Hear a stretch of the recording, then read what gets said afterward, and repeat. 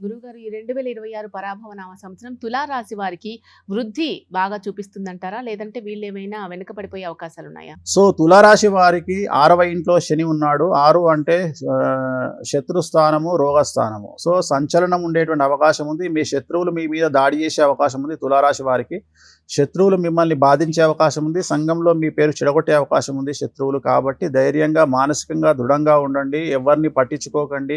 మిమ్మల్ని మీరు కొత్తగా సమాజంలో చూపించుకోవడానికి ప్రయత్నం చేయండి. మిమ్మల్ని మీరు మార్చుకోండి. మీ ఆహార్యం మార్చుకోండి. మీ స్టైల్ మార్చుకోండి. కొత్తగా సమాజంలోకి రావడానికి ప్రయత్నించండి. కొత్త కొత్త వ్యాపారాలు ప్రారంభించే ప్రయత్నం చేయండి. డబ్బు విపరీతంగా సంపాదిస్తారు. ధైర్యం చేస్తే డబ్బులు వస్తాయి. బాగా ధైర్యం చేయండి. మీకున్న పిఆర్ను పెంచుకోండి.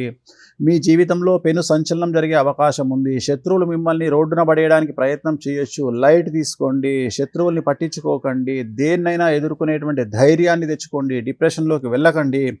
సో విద్యార్థులకు ఉత్తీర్ణత శాతం ఉంటుంది. ఉద్యోగస్తులకు ప్రమోషన్లు, బదిలీలు ఉంటాయి. వ్యాపారస్తులకు చాలా అనుకూలంగా ఉండబోతా ఉంది. 10 రూపాయల ప్లేస్లో 100 రూపాయలు సంపాదిస్తారు.